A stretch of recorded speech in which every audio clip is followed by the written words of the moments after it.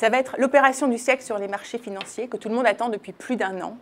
Il s'agit de l'introduction en bourse de Saudi Aramco. Saudi Aramco, c'est la première entreprise pétrolière mondiale, une entreprise énorme qui produit 3 fois plus de pétrole que ExxonMobil et qui, selon les estimations les plus basses, est valorisée entre 2 000 et 3 000 milliards de dollars. C'est énorme. L'introduction en bourse, qui porterait sur 5% du capital, représenterait à elle seule 100 milliards de dollars, ce qui est 4 fois plus que l'introduction en bourse record de ces dernières années, celle d'Alibaba, qui portait sur 25 milliards de dollars. Donc une opération énorme qui suscite toutes les convoitises. Tous les banquiers veulent se partager la part du gâteau. Ils se partageraient des frais évalués à 1 milliard de dollars. Les places boursières aussi essayent de rivaliser parce que la place boursière du Royaume d'Arabie Saoudite est trop petite pour absorber une telle opération.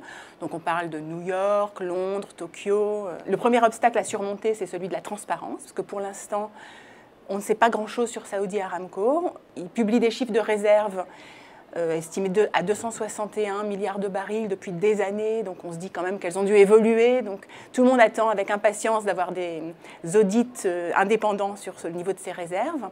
Il y a aussi des questions sur les ponctions financières que supporte la compagnie, qui à elle seule assure une grande partie des revenus du royaume. Après, il y aura aussi beaucoup de travail technique. Il faudra produire des comptes pro forma, ce qui est un énorme travail.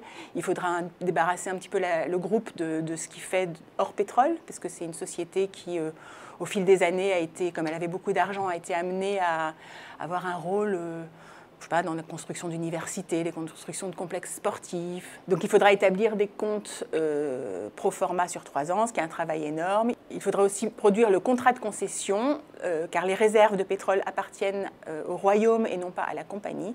Donc il faudra produire le document juridique qui permettra à Saudi Aramco d'exploiter ses réserves. Tout cela va prendre encore beaucoup de temps. Le patron de Saudi Aramco a parlé cette semaine à Davos de la deuxième moitié de 2018, donc encore beaucoup de travail pour les banquiers, les juristes, les auditeurs qui travaillent sur le dossier et beaucoup d'espoir de revenus pour tout ce petit monde.